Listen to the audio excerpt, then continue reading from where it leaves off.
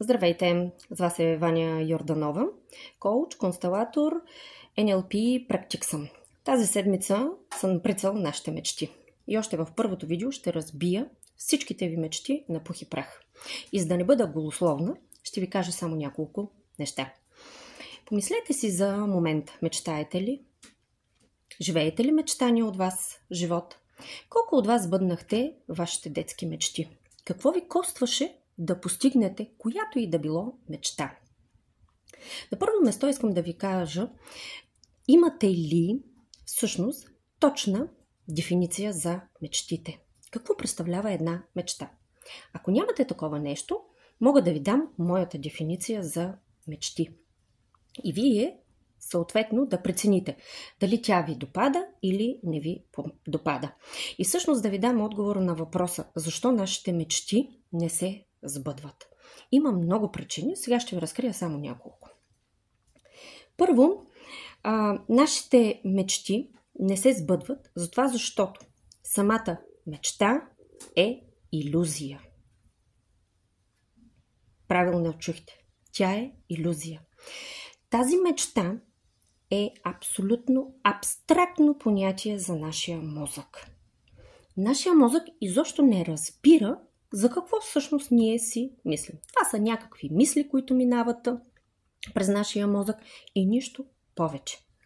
Мечтата е нещо имагинерно, което мозъка не разбира.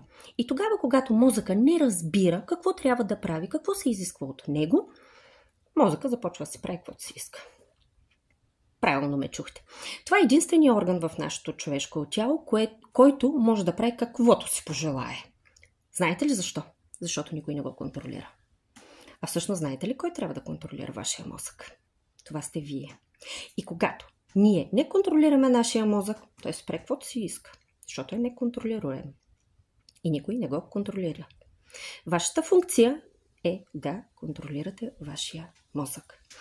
Първото нещо, което правим, е да направим точна и ясна дефиниция на това какво е мечтата. Така че искам да се замислите и да си направите ваша си дефиниция за мечта. За да се сбъдне една мечта, тя трябва да бъде превърната в цел.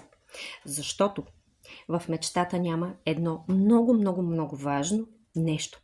В мечтата няма никаква команда за действие. И това е причината, поради която мозъка не разбира какво се изисква от него.